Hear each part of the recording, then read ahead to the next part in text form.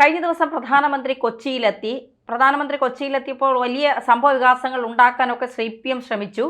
അതായത് ഈ ദേശീയപാത എന്ന് പറയുന്നത് പൂർണ്ണമായും കേന്ദ്ര സർക്കാരിന്റെ കീഴിലുള്ളതാണ് എന്ന് മുഖ്യമന്ത്രി പിണറായി വിജയനും പൊതുമരാമത്ത് വകുപ്പ് മന്ത്രി മുഹമ്മദ് റിയാസും ഒരാവർത്തി പറയുന്നത് കഴിഞ്ഞ ദിവസം മുഴുവൻ സോഷ്യൽ മീഡിയകളിൽ നിറഞ്ഞു നിന്ന കാര്യമാണ്.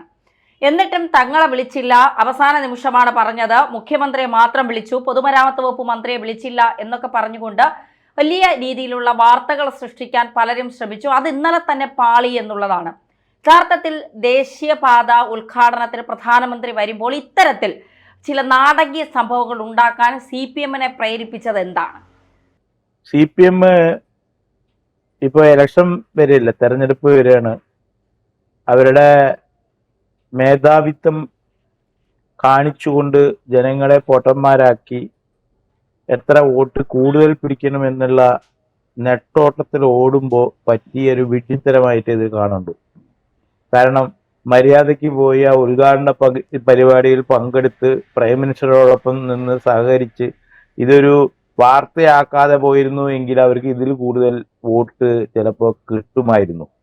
ഇതിപ്പോ ആകെ നാറിപ്പോയി. കാരണം ഈ മരുമകൻ പല സമയങ്ങളിലും കാലത്ത് സാധാരണ എണീക്കാത്തൊരു വ്യക്തി അത്ര ഈ മരുമകൻ. പക്ഷെ ഈ റോഡ് പണി തുടങ്ങിയ പിന്നെ ഈ റോഡ് പണി തുടങ്ങുക എന്ന് പറഞ്ഞു കഴിഞ്ഞാൽ ഇതിന് സ്ഥലമെടുക്കുന്ന പ്രക്രിയ ഇന്നൊന്നുമല്ല തുടങ്ങിയത്. ഇത് കുറെ കാലങ്ങളായിട്ട് മുന്നേ നരേന്ദ്രമോദി വരുന്നതിന് മുന്നേ ഇതിന്റെ സ്ഥലമെടുപ്പുമായിട്ടുള്ള പ്രശ്നങ്ങൾ അവിടെ തുടങ്ങിയിട്ടുണ്ടായിരുന്നു. അന്ന് ഈ തീരദേശ റോഡല്ലായിരുന്നു, സാധാരണ ഒരു ഹൈവേയുടെ ഭാഗമായിട്ട് അവിടെ സ്ഥലമെടുക്കാൻ നോക്കുമ്പോൾ അന്ന് ആ സ്ഥലമെടുക്കുന്നത് മുടക്കാൻ മുന്നിൽ നിന്ന് ഓടിക്കളിച്ച ആളാണ് ഈ മരുമകൻ. ആ CPM-ന്റെ ലേബലില് ഈ റോഡ് ഇതിന് വരണ്ട, റോഡ് വേണ്ട, റോഡ് വീതി കൂട്ടണ്ട എന്ന് വാദിച്ച് സമരം ചെയ്ത് ഹർത്താൽ ഉണ്ടാക്കി നടന്ന വ്യക്തിയാണ് ഈ മരുമകൻ. ഈ മരുമകൻ തന്നെ പിന്നീട് ഇവരുടെ ഭരണം വന്നപ്പോ റോഡ് വേണമെന്നായി. കൂടുതൽ വാർത്തകളും വിശേഷങ്ങളും നിങ്ങളിലേക്ക് എത്താൻ ABC മലയാളം സബ്സ്ക്രൈബ് ചെയ്യുക, ബെൽ ബട്ടണും അമർത്തുക.